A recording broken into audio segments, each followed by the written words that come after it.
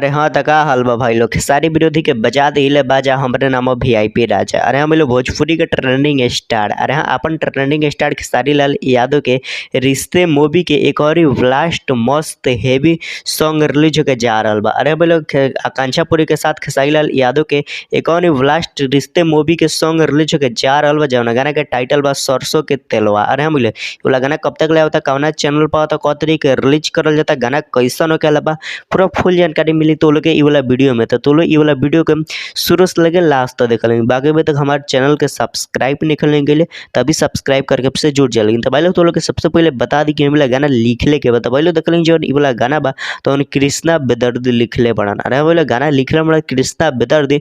बाकी music director की बात करल जाए तो कृष्णा बेदर्दी ही बड़न। अरे वाला म्यूजिक डायरेक्टर भी बड़न, म्यूजिक बना के भी दिल बड़ा कृष्णा बेदर्दी, और म्यूजिक मतलब गाना भी लिखले बड़ा और म्यूजिक भी बनैले बड़न, दोनों काम इहे कइले बड़न।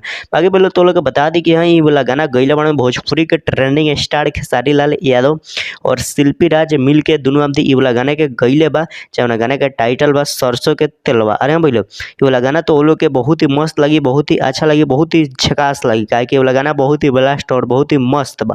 बाकी बोलो तो लोग बता दी कि हाँ ये वाला जौन गाना बा तो लोग हीरोइन में यानी आकांक्षा पुरी इफेक्ट में हीरोइन में आकांक्षा पुरी और खेसारी लाल यादव तो लोग के वीडियो में देखे के मिलिए। लेकिन बाकी भाई लोग तो लोग बता दी कि वाला जौन गाना बताओ ना 18 तारीख के आने वाले 18 तारीख के 6:30 में SRK म्यूजिक के यूट्यूब चैनल पर रिलीज हुई। तो लोग गाना के मिस मत करे, लेकिन गाना सुनिए, लेकिन गाना बहुत ही बेस्ट, बहुत ही मस्त, बहुत ही झकास बा।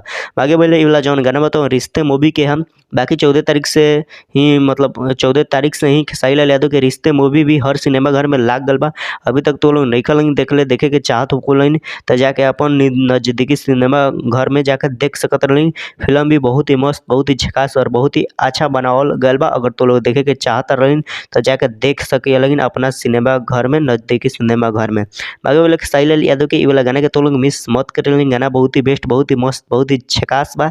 SRK म्यूजिक के यूट्यूब चैनल पर रिलीज होके वाला बा 18 तारीख के 6:30 में। तो लोग गाना के मिस मत करे, गाना के जरूर सुने, लेकिन का गाना बहुत ही बारूद, बहुत ही मस्त तरीका से बनावल गल बा। बाकी बोले तो लोग ये वाला वीडियो कैसा लगल, अच्छा लगल हो तो लाइक कर लें, चैनल के सब्सक्राइब कर लेंगे, वीडियो के शेयर कर लेंगे। बाकी तो लोग भी खेसारी लाल यादव के फैन बढ़ तो एगो अच्छा सा कमेंट जरूर कर लेंगे। बाकी बोलो तो लोग यहाँ तक वीडियो देखे खातिर बहुत